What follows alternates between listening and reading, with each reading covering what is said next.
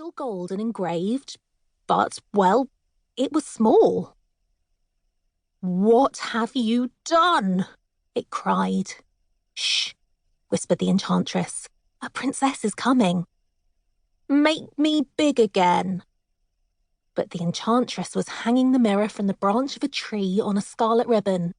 "Be my eyes and ears in the universe," she whispered. "Know all who come across you."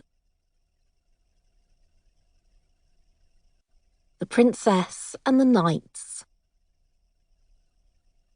Heart-thumping, Princess Eloise rode alone through the dark forest on a quest to find a witch to save her poor sick sister Emmeline. This was not, she felt, how things were supposed to be. Her father's castle was full of enormous knights with equally enormous horses. Knights armed to the teeth with swords and bows and arrows, and all highly experienced at questing. Eloise excelled at studying, but she was small and unarmed, had no sense of direction, and was riding a fat little pony called Snowflake. Yet here she was, questing. Not that she was surprised. Eloise had a poor opinion of the knights, who all wanted to marry Emmeline, and spent their whole time showing off by fighting, jousting, and lately chopping down trees in the deep dark forest to build grand castles. The forest grew back faster than they could chop it down, with 10 trees growing for every one they felled. But they were too stupid to stop or to realise that Emmeline didn't care about castles. All Emmeline cared about was poetry and eternal love. Despite the knights showing off, when the castle doctor announced that he could not save poor Emmy, and Eloise sensibly suggested that one of them should ride out to find the witch who lived in the deep dark forest. They had dithered, like chickens in a farmyard. "But this witch is a gifted healer," Eloise cried.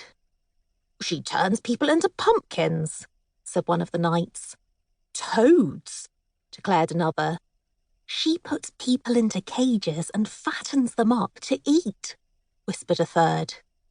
"We wouldn't be able to find her anyway," announced a fourth. "That's the way of witches. They play tricks with the forest until you're lost, and then they find you." "I don't believe any of you are strong or brave," grumbled Eloise. She pulled on her cloak, swapped her velvet slippers for boots, and, after tying a piece of string around her glasses in case she fell off, trotted away on Snowflake. It did not take her long to realise that the fourth night had been right. The witch was playing tricks with the forest. Eloise had set out on a wide, straight path. But when she glanced back to see how far she'd come, the path was gone, replaced by a thick, close line of trees. She looked ahead. There it was, stretching out before her. She nudged Snowflake on, then stopped and looked back again. Gone again. The trees pressed towards her, their branches like a skeleton's hand. Eloise's heart thundered. Pumpkins, toads, cages, fattening up and eating. Perhaps if she charged, the trees would let her through. She kicked Snowflake, bouncing in the saddle until her glasses slipped down her nose. "Gee up!"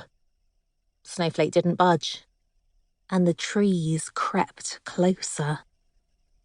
Eloise sighed. "You're right, we have to go on, for Emmy." She pushed her glasses back up her nose and rode deeper and deeper into the darker and darker forest, with the trees always closing behind her, until suddenly the path ended. She was in a clearing full of sunlight and birdsong. In the middle, surrounded by a neat herb garden, was a cottage, its windows framed by a tumble of pink roses. A very small old woman stood by the garden gate, a raven on her shoulder and a fox cub at her feet. She appeared to be casting a spell.